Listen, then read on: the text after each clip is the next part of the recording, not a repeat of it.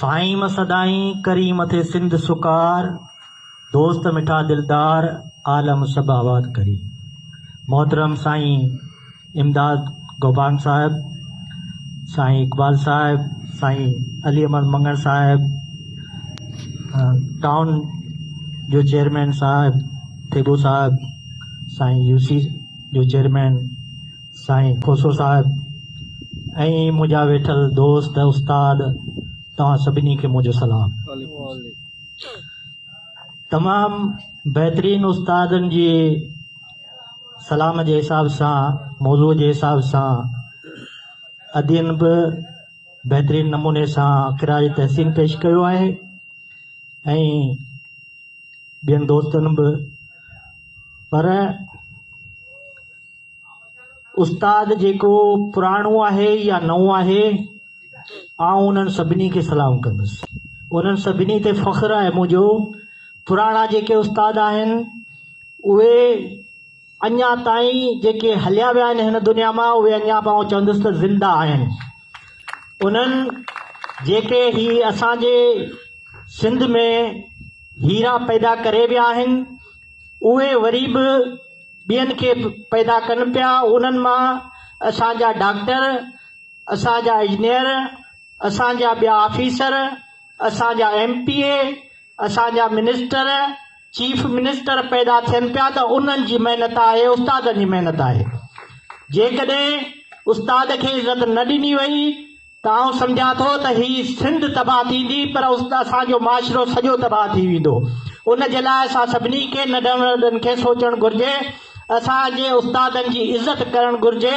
जेकॾहिं न त इहो मुस्तक़बिल ॾाढो अड़ांगो थींदो। उन जे लाइ असां सभिनी खे सोचणु घुरिजे।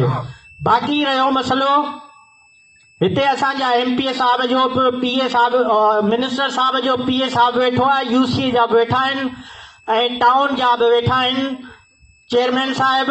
उन्हनि खे आउं गुज़ारिश इहा कंदुसि त असांजे हिन स्कूलनि जी थोरी पुठ भराई करियो। असांजे स्कूलनि खे ॾिसो त ही खंडरात बणियल आहिनि। असांजे जेके स्कूल आहिनि तव्हां उन्हनि जी विज़िट करियो। हर स्कूल असांजो जेको आहे उहो खंडरात बणियल आहे। उन जे लाइ छो नथो असांजा MPA, असांजा MNA या टाउन जा चेयरमैन जेके आहिनि उहे छो नथा उन जे लाइ असां उनखे पेरियोरिटी बुनियाद ते नथा वठनि।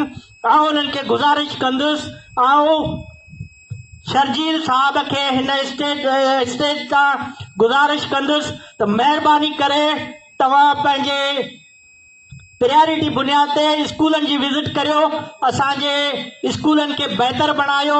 सिंध जे स्कूलनि खे छो तबाह कयो वियो आहे, इन जी का साज़िश आहे छा आहे, उहा ख़ुदा खे ख़बर आहे। बहरहाल ऐं हिन प्लेटफॉर्म तां असांजे सभिनी जेके बि दोस्त वेठा आहिनि उन्हनि खे गुज़ारिश कंदुसि त या महिरबानी करे तव्हां पंहिंजे मिनिस्टरनि ताईं, इन्हनि ताईं जेके हिननि जूं रिपोर्टूं पहुचायो त हिन स्कूलनि खे हीअ हालत तव्हां ॾिसो पिया।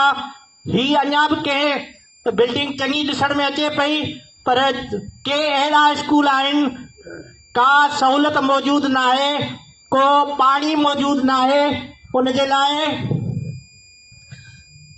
वॾी उतर जेको आहे सो महिरबानी करे उन्हनि खे सहूलियतूं पैदा करे ॾियो त असांजा सुठा उते सभु ऑफिसर वग़ैरह पैदा थींदा।